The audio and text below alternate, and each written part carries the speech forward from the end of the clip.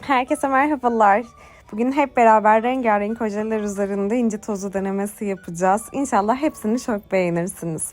İlk tırnağımda ben beyaz ile başlayacağım. Sonra renk tonunu biraz artıracağım. Krem rengi, pembe, pastel bir pembe ve kahverengi üzerinde deneyeceğim. Beyazı 2 kat sürüyorum. Beyaz oje 2 katta rengini veriyor çünkü. Öncelikle tamamen kurutmamız gerekiyor. Çünkü kurutmadığımızda ojelerimiz maalesef dağılıyor. 2 kat sürdüğünüzde de her katın mutlaka tamamen kuruduğundan lütfen emin olun. Çünkü inci tozunu bastırarak uyguladığımız için alttaki görüntü bu sefer hoş olmayabiliyor. Aynen böyle detaylı bir şekilde her yerine sürmemiz gerekiyor. Pembe ojem benim en çok oyalayanım çünkü onu 3 kat falan sürmem gerekiyor. Biraz şeffaf tonlarda bir renk. Belki siz daha kalın bir pembe tonu tercih ederseniz eğer bunu 2 kata veya tek kata bile indirebilirsiniz. Mesela daha koyu renklerde ben tek kat kullanıyorum. İşte gri ojede, siyah ojede, kırmızı ojede bunları mesela tek kat uyguladığımda bile yeterli oluyor.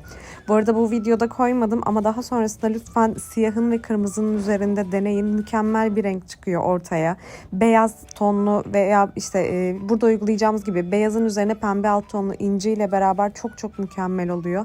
Kahverengi aslında rengi kötü gibi durabilir ama inci tozunu sürdükten sonraki rengine ben bayılıyorum. O yüzden bunu da eklemek istedim. Hem de böyle bir geçiş tonu olsun istedim böyle açıktan koyuya doğru. Daha önce bunları tek tek çekmiştim. Belki hatırlıyorsunuzdur. Bir de tırnağımda göstermek istedim size. Ojelerim tamamen kuruduktan sonra inci tozunu alıyorum. Fazla batırın içine ve bastırarak uygulayın. Ne kadar çok inci tozu üzerine sürerseniz eğer o kadar güzel renk veriyor. Her yerine sürün, kesinlikle hiçbir yerine atlamayın. Her tondaki renginin farkına varıyorsunuzdur bence. Hepsinde ayrı ayrı mükemmel duruyor. Ben sürerken aşk yaşıyorum açıkçası. Hep diyorum ki en güzel bu renkte oldu. Sonra diyorum ki hayır bu renkte daha güzel oldu.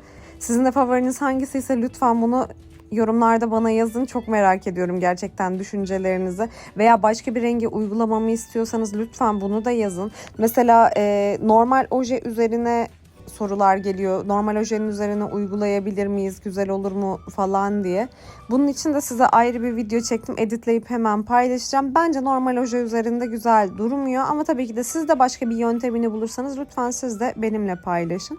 Üzerine tap katımı sürüyorum. Daha sonra bu kenardakiler ellerimi yıkadığımda çıkacak. O yüzden şimdilik onlara dokunmuyorum. Asetonla bile çıkıyor ama elinizi yıkadığınızda da zaten tamamen gidiyor. Top katı her ojenin üzerine olduğu gibi her yerine, tüm köşelere hiç boşluk kalmayacak şekilde sürüyorum. Çünkü top kat ile korumaya almazsak eğer ojelerimiz maalesef bozuluyor. Bitmiş halleri bu şekilde, dediğim gibi ben hepsiyle ayrı ayrı aşk yaşıyorum. Lütfen siz de en çok hanginizi beğendiğinizi yorumlara yazın. Ayrıca videomu beğenmeyi ve kanalıma abone olmayı lütfen unutmayın. Sizleri çok seviyorum. Yorumlarınıza göre videolar gelmeye devam edecek.